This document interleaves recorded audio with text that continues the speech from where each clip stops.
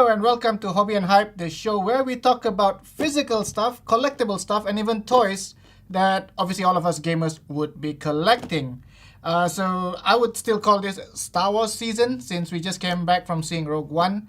And when it comes to Star Wars, it's all about merchandising. So I'm a Star Wars fan. You're probably a Star Wars fan too. And looking at all stuff Star Wars, nothing beats lightsabers when it comes to collectibles that you want to get your hands on. Obviously, it's the coolest weapon in the show, the most iconic weapon in the history of pop cultures and movies as well. And when it comes to lightsabers, there are a lot of levels on how to get it. From those little cheap telescopic ones that children, probably parents will buy for them, to the medium grade ones. It's produced by Hasbro. It's called Ultimate Effects, that comes with effects on lights and sounds, to this, which is the top of the line. Today we're going to talk about this one actually. It's called the Black Series Force FX lightsaber. This is by Hasbro. And I'm just going to show you guys what it's all about, because you might see this in Toys R Us or anywhere and you're not sure whether it's worth getting. Now, I got this previously from during Christmas sale, and specifically this is the one that Luke Skywalker had in A New Hope. This is the one that was passed to him from Obi-Wan Kenobi.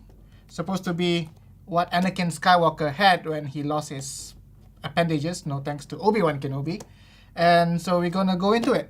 We'll see what's in the box, and you'll make your decision whether this is something that you want, because personally, I think you would want it.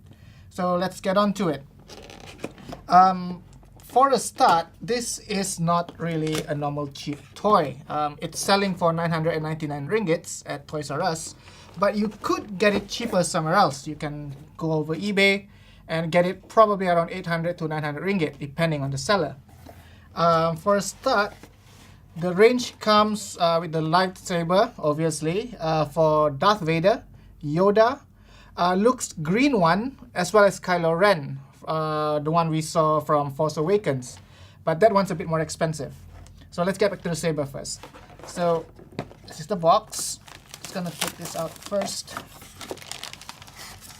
Right. So right off the box, the lightsaber comes already installed.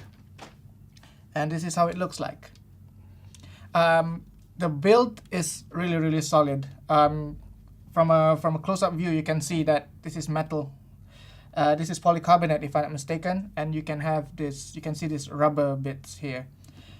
The lightsaber is powered by AAA batteries, which 3 AA batteries, my mistake, which is inside here, and it's in here. So it's easy to install, and the sound comes directly from this. I'll be turning this on later so you can have a good sense on how it looks like, as well as the lighting feature on this. But let's go back close to the package that you're gonna get.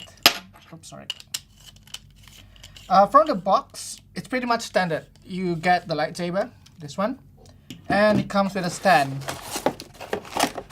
where you can nail it to the wall, put it on the floor. So you're gonna fix it like that. Takes a bit of balancing, but it does its trick. Well, we're not going to talk about this. We're going to talk about this one. So I'm going to put this on the side first. So this is the lightsaber. For comparison's sake, I'm not a big person, but from the size of it, it looks adequate.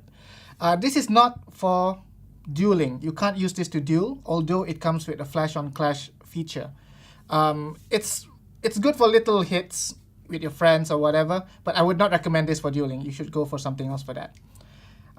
So let's turn it on so you can have a direct view on how it looks like. The batteries are already installed, by the way.